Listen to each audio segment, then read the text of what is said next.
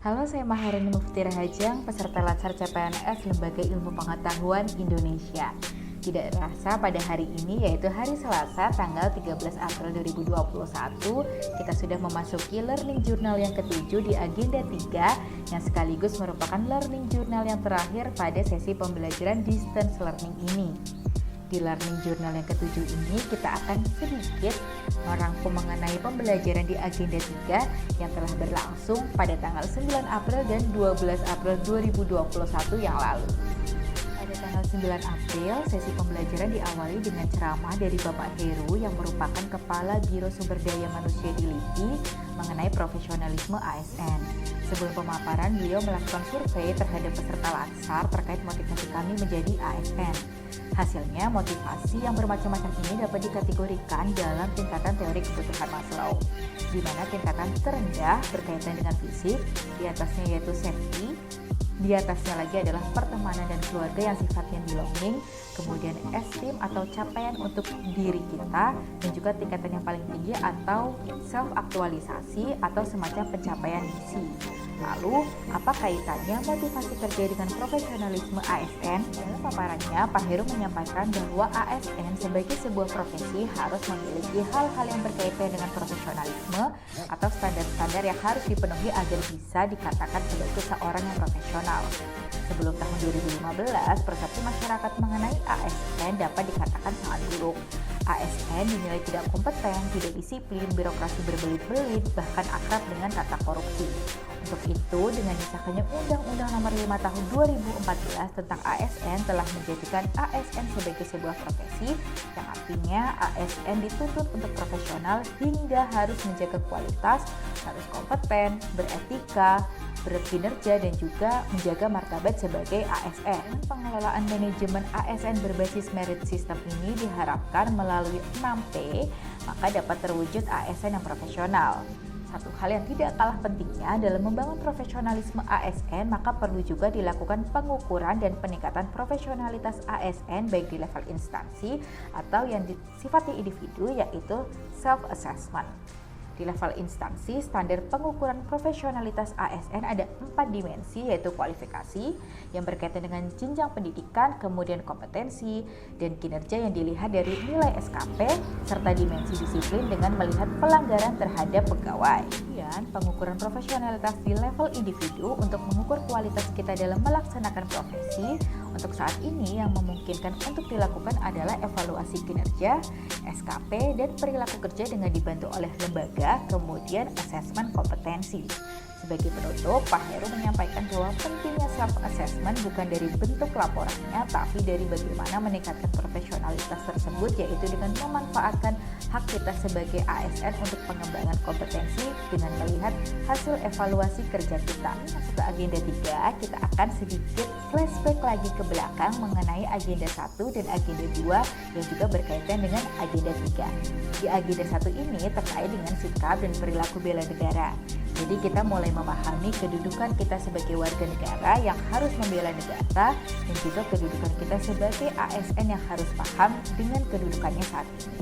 Kemudian di agenda kedua terkait dengan nilai-nilai dasar Aneka, yaitu akuntabilitas, nasionalisme, etika publik, komitmen mutu, dan anti korupsi. Nilai Aneka ini merupakan nilai yang bisa diterapkan sebagai dasar kita bertindak sebagai ASN. Dan di agenda 3 ini kita belajar mengenai kemampuan mengelola ASN sebagai pegawai yang profesional, kemudian mengaktualisasikan pelayanan publik yang berkualitas sesuai dengan jabatan kita, dan mengelola tantangan dan masalah keragaman sosial kultural dengan menggunakan perspektif whole of government dalam mendukung tugas dan jabatannya. Jika kita analogikan agenda pembelajaran ini, maka sikap perilaku bela negara sebagai pondasinya, kemudian pilarnya adalah nilai-nilai Aneka yang ditancapkan, dan ketika pondasi dan pilar telah kuat, kita naik lagi ke kedudukan dan peran PNS dalam NKRI sebagai atapnya.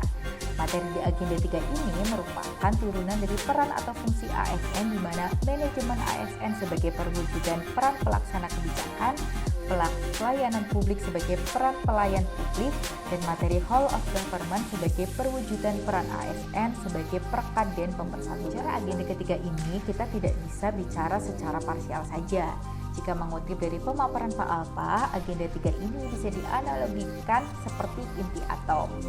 Inti atomnya adalah manajemen ASN yang ruang lingkupnya individu dan jabatan. Dalam lingkup individu sesuai dengan tugas dan fungsi kita di jabatan fungsional masing-masing. Mengapa manajemen ASN sebagai inti atom? Karena agar kita sebagai pelayan dapat menyesuaikan dengan tugas dan fungsional kita. Jadi yang kita lakukan harus sesuai dengan kedudukan, tugas, dan fungsi kita. Namun seperti yang kita ketahui masih banyak sekali masalah yang terjadi di ASN seperti berikut ini. Tetapi saat ini pengelolaan manajemen ASN menuju perubahan yang lebih baik sejak diundangkannya Undang-Undang Nomor 5 Tahun 2014 tentang ASN. Undang-undang ini merupakan strategi manajemen ASN yang di dalamnya membahas diantaranya mengenai hak dan kewajiban ASN, pengembangan karir dan kompetensi ASN, sehingga perbedaan karir dan kompetensi PNS dengan PPPK sebagai bagian dari ASN. Ketika kita memahami peran dan kedudukan peran kita sebagai ASN dalam NKRI, maka kita bisa bekerja dengan baik, berkompeten, dan bisa memberikan pelayanan yang baik kepada masyarakat sesuai dengan amanat undang-undang. Bukan tidak mungkin birokrasi 4.0 dapat terwujud, yaitu percepatan pelayanan, efisiensi pelayanan, fleksibilitas kerja, akurasi pelayanan yang berkaitan dengan inovasi di komitmen mutu tapi masih di bawah koridor etika publik dan akuntabilitas.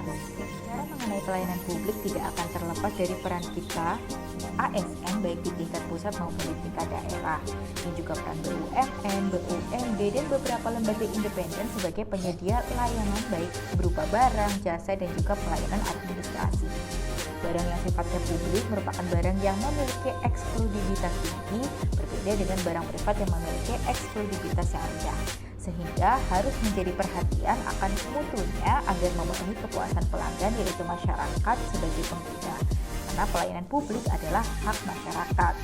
Prinsip-prinsip pelayanan publik juga harus kita penuhi agar terwujud pelayanan yang prima.